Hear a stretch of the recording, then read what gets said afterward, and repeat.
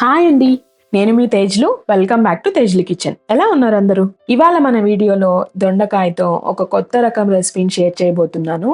దీని పేరు వచ్చేసి దొండకాయ మెరిమ్ అనమాట.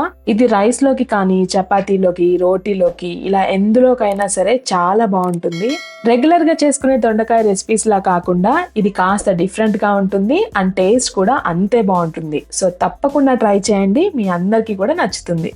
దీనికోసం నేను ఇక్కడ 1/2 kg దొండకాయలను తీసుకున్నానండి. వీటిని శుభ్రంగా వాష్ చేసేసి తడి అనేది లేకుండా క్లాత్ తో శుభ్రంగా తుడిచేసుకొని వీటిని ఇక్కడ నేను చూపిస్తున్న విధంగా పొడవుగా కట్ చేసుకొని తీసుకోవాలి.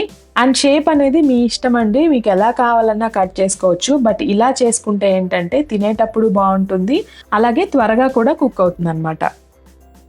నెక్స్ట్ ఇప్పుడు స్టవ్ మీద ఒక బాండీలో 3 to 4 టేబుల్ స్పూన్స్ ఆయిల్ ని హీట్ చేసుకొని మనం కట్ చేసుకున్న దొండకాయ పీసెస్ ని ఇందులో వేసేసుకోవాలి. అండ్ ఇవి త్వరగా మగ్గడానికి 1 table spoon salt, 1/2 table spoon పసుపు కూడా వేసేసి అంతా కూడా మిక్స్ అయ్యేలా కలిపేసుకోండి.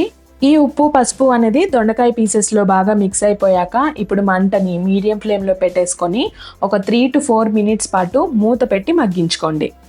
ఇవి మగ్గేలోపు ఇందులోకి మసాలా కోసం స్టవ్ మీద బాండి పెట్టుకొని అందులోకి 2 టేబుల్ స్పూన్ల ధనియాలు, 2 టేబుల్ స్పూన్ల జీలకర్ర, 8 నుంచి 10 ఎండుమిర్చి, అలాగే 1 టేబుల్ స్పూన్ ఆయిల్ ని కూడా వేసి 1-2 నిమిషాల పాటు దోరగా వేయించుకోవాలి. మసాలా వేయించేటప్పుడు మంటని లో ఫ్లేమ్ లోనే పెట్టుకోండి. ఇన్ కేస్ అవి కలర్ చేంజ్ అయి మాడిపోయాయంటే మాత్రం కర్రీ టేస్ట్ అనేది అస్సలు బాగోదు. సో జాగ్రత్తగా వేయించుకోండి. నెక్స్ట్ ఇప్పుడు స్టవ్ ఆఫ్ చేసేసి వీటిని ఒక ప్లేట్లోకి ట్రాన్స్ఫర్ చేసుకొని తర్వాత ఇక్కడ నేను చూపిస్తున్న సైజులో ఎండు కొబ్బరిని ఇలా ముక్కలుగా కట్ చేసి పక్కన పెట్టుకోండి. మసాలాని గ్రైండ్ చేసుకునేటప్పుడు ముందుగా మనం వేయించి పెట్టుకున్న ధనియాలు, జీలకర్ర, ఎండుమిర్చిని గ్రైండ్ చేసుకున్న తర్వాత కొబ్బరిని వేసి గ్రైండ్ చేసుకోవాలి. అప్పుడే మనకి రెండు కూడా ప్రాపర్గా గ్రైండ్ అవుతాయి అన్నమాట. నెక్స్ట్ ఇప్పుడు ఇందులోకి ఒక 4-5 వెల్లుల్లి రెబ్బల్ని వేసుకోండి. ఇక్కడ ఇవి నాకు పెద్ద సైజులో ఉన్నాయి కాబట్టి 2-3 వేస్తున్నాను. నెక్స్ట్ అలాగే ఒక మీడియం సైజ్ ఆనియన్ పీసెస్ కూడా వేసేసుకొని వీటిని మాత్రం ఆన్ అండ్ ఆఫ్ చేసుకుంటూ కాస్త కోర్స్లా గ్రైండ్ చేసుకొని పక్కన పెట్టుకోండి. 3-4 మినిట్స్ తర్వాత దొండకాయ పీసెస్ ని చూడండి, ఇవి ఇలా కాస్త మగ్గుంటాయి అన్నమాట. ఇప్పుడు మళ్ళీ ఒకసారి కలుపుకొని తిరిగి మూత పెట్టి మధ్య మధ్యలో కలుపుకుంటూ మీడియం ఫ్లేమ్ లోనే ఇవి కంప్లీట్ గా కుక్ అయ్యేంత వరకు ఫ్రై చేసుకోవాలి. దీనికి సుమారుగా నాకు 20 to 25 మినిట్స్ వరకు టైం పట్టింది. దొండకాయలు కుక్ అవ్వడానికి కాస్త ఎక్కువ టైమే తీసుకుంటాయి.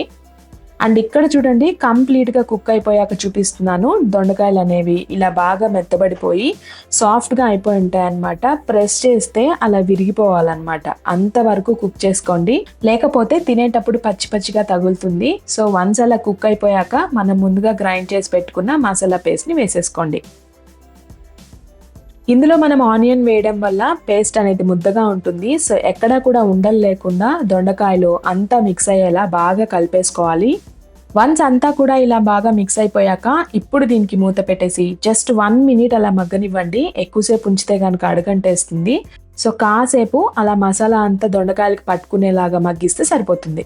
ఇప్పుడు అందులోకి 2 రెమ్మల కరివేపాకు కూడా వేసేసుకొని ఇక ఫైనల్ గా ఒకసారి సాల్ట్ అండ్ కారాన్ని అడ్జస్ట్ చేసుకోండి.